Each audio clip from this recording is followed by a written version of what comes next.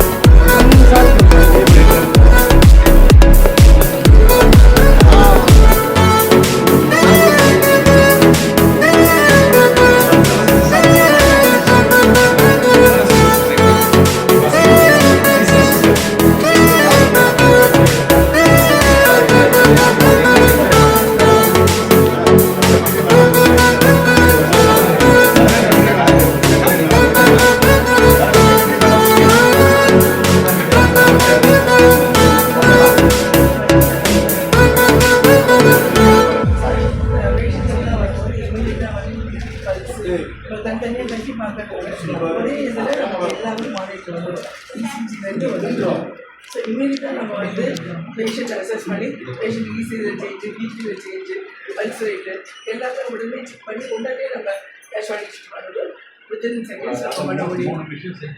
ஒரே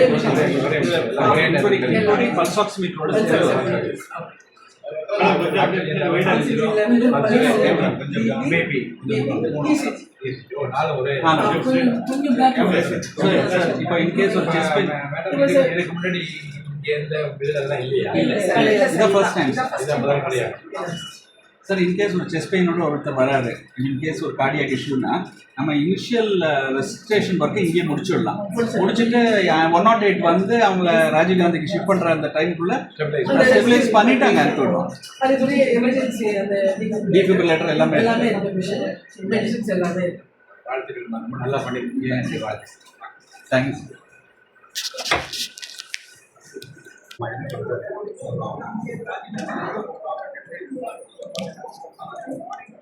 ஆச்சுமா sir?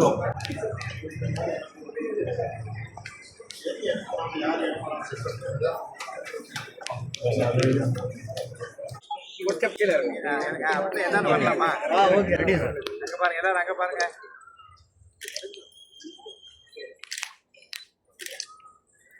Wait sir.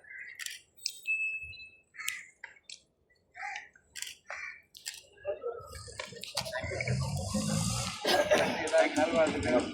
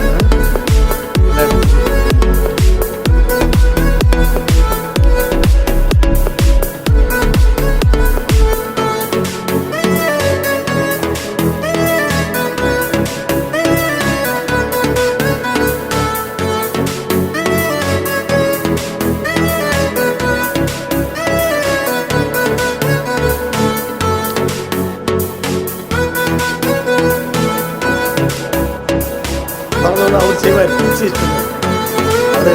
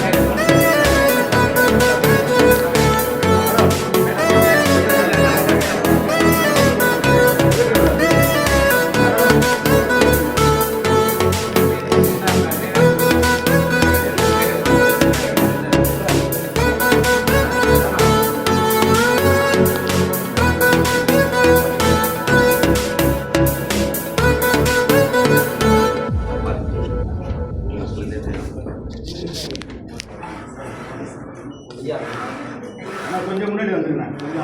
கொஞ்சம் முன்னாடி வந்துருங்க.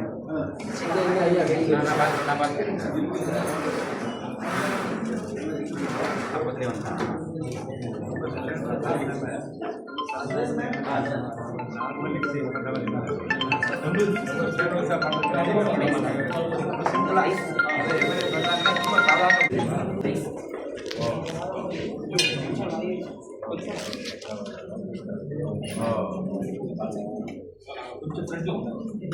மாங்கனிக்கு வச்சாரு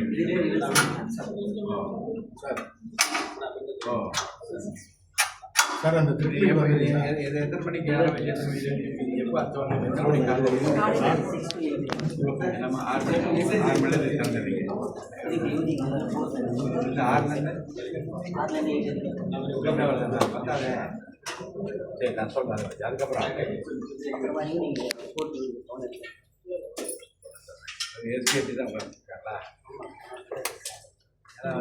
4 மணிக்கு மேலே ஒரு 9 மணி வரைக்கும் இருந்தால் தான் எம்எல்ஏஸ் வரவங்க அவங்க ரிலாக்ஸ் பண்ணிட்டு போகிறாங்க.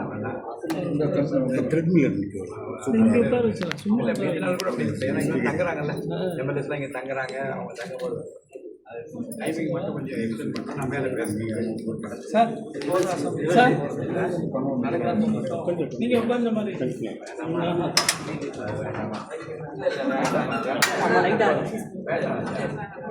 ஷோ மாதிரிலாம் செய்யக்கூடாது.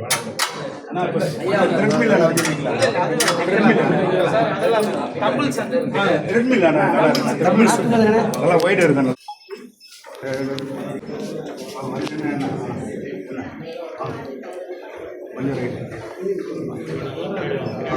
அதனால ஒரு நிமிஷம் சார் கொஞ்சம்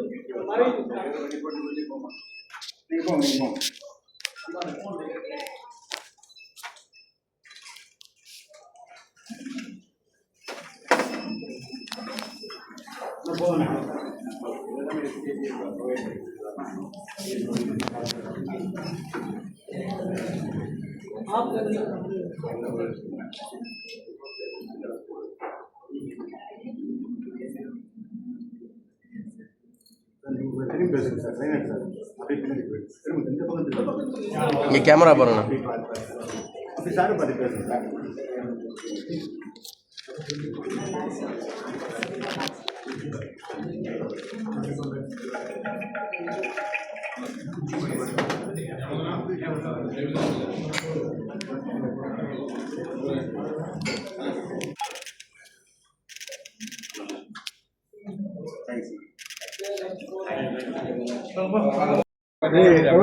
முதலமைச்சர் பொறுப்பை ஏற்றவுடன் மாண்புமிகு முதலமைச்சர் அவர்களின் கவனத்திற்கு இந்த சட்டமன்ற உறுப்பினர் விடுதி அதை சார்ந்திருக்கிற குறைபாடுகள் அவர் கவனத்திற்கு கொண்டு செல்லப்பட்டது. நாளையே இல்லாமல் உறுப்பினர் தங்கும் விடுதிகளில் மைக் டவுன் பண்ணாதான் அவருடைய கவனத்திற்கு கொண்டு செல்லப்பட்டது. உடனடியாக மாண்புமிகு முதலமைச்சர் தனி கவனம் செலுத்தி 23 கோடி ரூபாய் இந்த மேம்பாட்டு பணிகளுக்காக ஒதுக்கினார்கள். அந்த அடிப்படையில் சென்ற மாதம் ஜூலை மாதம் 2ஆம் தேதி ஒரு ஆய்வுக் கூட்டத்தை பேரவைத் தலைவர் என்ற முறையில் பப்ளிக் ஒர்க் டிபார்ட்மெண்ட் உயரதிகாரிகள், நிதித்துறை உயரதிகாரிகள் அனைவரும் அமர்ந்து பேசி பணிகளை விரைவுபடுத்தப்பட வேண்டும் என்பதிலும் சட்டமன்ற உறுப்பினர்கள் மற்றும் முன்னாள் சட்டமன்ற உறுப்பினர் தங்குகிற அறைகள் சரியாக பராமரிக்கப்பட வேண்டும் என்பதிலும் எவ்வளவு அக்கறையாக இந்த அரசு இருக்கிறது என்பதை எல்லோருடைய கவனத்தில் கொண்டு வந்தோம்.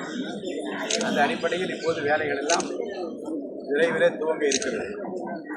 சட்டமன்ற உறுப்பினர் விடுதிகளில் அவர்கள் அறைகளில் என்ன குறைபாடு இருக்கிறது என்பதை உடனடியாக துறைக்கு நீங்கள் எழுத்துப்பூர்வமாக தெரிவித்தால் துறை சார்ந்திருக்கிற அலுவலர்கள் அதை பொதுப்பணித்துறையினுடைய கவனத்திற்கு கொண்டு சென்று தனிப்பட்ட சட்டமன்ற உறுப்பினர்கள் அவர்கள் ஒதுக்கப்பட்ட அறைகளில் உள்ள அந்த குறைபாடுகளை நீக்க வேண்டும் என்கின்ற உத்தரவு இப்போது அளிக்கப்பட்டிருக்கிறது. அந்த அடிப்படையில் யார் யார் தகவல் தெரிவித்திருக்கிறார்களோ அந்த பணிகளை எல்லாம் விரைவிலே முடிப்பதற்காக திட்டமிடப்பட்டிருக்கிறது.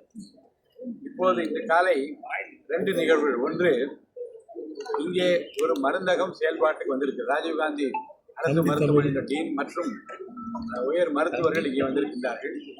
நம்முடைய சட்டமன்ற பேரவை அலுவலகத்தின் சார்பிலே செயலாளர் உட்பட அனைத்து அதிகாரிகள் இங்கே வந்திருக்கிறார்கள். இந்த மருந்தகம் 24 மணி நேரம் செயல்பட இருக்கிறது. இதில் என்ன சிறப்பு அம்சம் என்றால் நவீன கருவிகள் இங்கே வைக்கப்பட்டிருக்கிறது. இன்னும் பிபி பார்ப்பதற்கு தனியாக ஒரு கருவி இருக்கும், ஆக்சிஜன் எவ்வளவு பார்க்க தனியாக கருவி இருக்கும், பல்ஸ் ரேட் பார்க்க தனி இருக்கும். எல்லாவற்றையும் ஒருங்கிணைத்து ஒரே கருவியாக ஒரு நவீன கருவியை கொண்டு வந்து வைக்கப்பட்டிருக்கிறது. யாருக்கு உடல்நலக்குறைவு ஏற்படக்கூடாது. ஏதாவது உடல்நலக்குறைவு ஏற்பட்டால் சட்டமன்ற உறுப்பினராக இருந்தாலும் சரி, அவரை சார்ந்து வந்திருக்கின்ற கெஸ்ட் அவர்களுக்கும் பிரச்சனை என்று சொன்னால் உடனடியாக கவனித்துக் கொள்வதற்கு 24 மணி நேரம் இயங்கக்கூடிய மருந்தகம் இப்போது இங்கே இயங்க துவங்கி இருக்கிறது என்பதை நான் மகிழ்ச்சியுடன் தெரிவித்துக் கொள்கிறேன். அதற்கென்று தனித்தொகை ஒதுக்கப்பட்டு அந்த பணி மிக சிறப்பாக முடிந்திருக்கு. அதற்காக அதிகாரிகளுக்கு என்னுடைய நன்றியை, பாராட்டுகளை நான் தெரிவித்துக் கொள்கிறேன். அடுத்து, உடற்பயிற்சி கூடம்.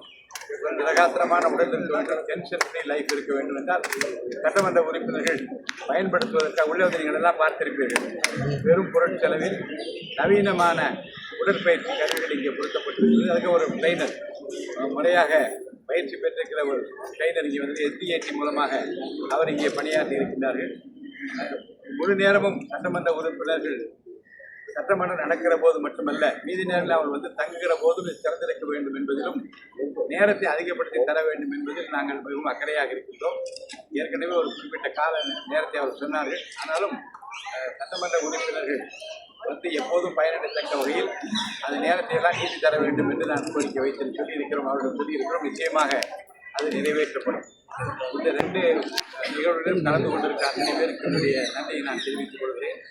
அடுத்தடுத்து ஆய்வுகள் எல்லாம் நடத்தப்பட இருக்கிறது.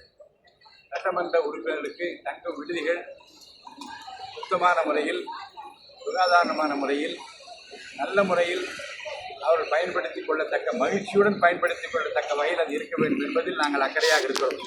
அதை செயல்படுத்துவதற்காக தான் 2-3வது முறையாக நான் இங்கே வந்து இதை பார்த்துவிட்டு மேலும் கருத்துக்களை சொல்லுங்கள் என்று சட்டமன்ற உறுப்பினர் அத்தனை பேருக்கு செய்தி குறிப்பு அனுப்பப்பட்டிருக்கிறது. அப்படி தகவல் உடனே தெரிவிக்கப்பட்டால் அவையெல்லாம் நிச்சயமாக பழுது நீக்கப்பட்டு, மனக்குறைகள் நீக்கப்பட்டு, மன நிறைவு ஏற்படுகின்ற வகையில் நிச்சயமாக செயல்பட காத்திருக்கிறோம் என்பதை நான் தெரிவித்துக் கொள்கின்றேன். உங்களுடைய கருத்துக்களை சட்டமன்ற உறுப்பினர்கள் விரைந்து அனுப்ப வேண்டும் என்று ஒரு கோரிக்கை நான் வைக்கின்றேன். சட்டமன்ற உறுப்பினர்கள் ராஜினாமா செய்யப்பட்டதுல வந்து 4ஆம் தேதி விளக்கம் கேட்டு கூப்பிட்டீங்க, எடப்பாடியும் கூப்பிட்டீங்க. இந்த சூழல் எப்படி சார் போயிட்டு இருக்கு? எடப்பாடி வருவாரா? விடுதி குறித்தும் மருந்தகம் குறித்தும் உடற்பயிற்சி கூடம் குறித்தும் செய்திகளை மட்டும்தான் சொல்வதற்கு வந்திருக்கின்றேன். வேறு கேள்விகளை தனியாக நான் என்னுடைய அறையில் அமர்ந்திருக்கிற போது வந்து கேள்வி இதனை அனைத்திற்கும் பதில் சொல்வதற்கு நான் தயாராக இருக்கிறேன். அனைத்து கட்சி போட்டோம் சொல்லியிருக்கேன். அவர் போன்று ஒன்றை கவனித்துக் கொள்கிறேன். நாம் எந்த நிகழ்ச்சிக்கு போகிறோமோ அந்த நிகழ்ச்சி குறித்த விவரங்களை கேட்டால் விரிவாக நான் சொல்ல முடியும். நீங்கள் வேறு நிகழ்ச்சி, வேறு அரசியல் நிகழ்வுகளை பற்றி கேள்வி கேட்டால் இந்த நிகழ்ச்சிக்கு முக்கியத்துவம் குறைந்து விடும். ஏன்னா இப்போதைக்கு தவிர்த்து விடுங்கள். பின்னால் என்னுடைய அறைக்கு வந்து அந்த கேள்விகள்லாம் கேளுங்க, நான் பதில் சொல்வதற்கு தயாராக பொதுமக்கள் வந்தால் கூட எமர்ஜென்சி அவர்கள் சிகிச்சை அளிப்பதற்கு அவர்கள் தயாராக இருக்கின்றார்கள். அப்படி இப்போதும் அப்படிப்பட்ட மக்கள் நிச்சயமாக வருவதற்கு வந்தால் சிகிச்சை அளிப்பதற்கு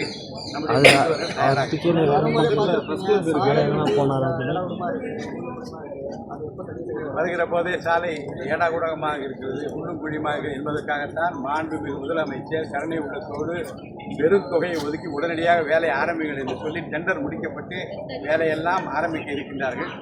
வேலை தரமானதாக இருக்க வேண்டும், சாலை தரமானதாக இருக்க வேண்டும்.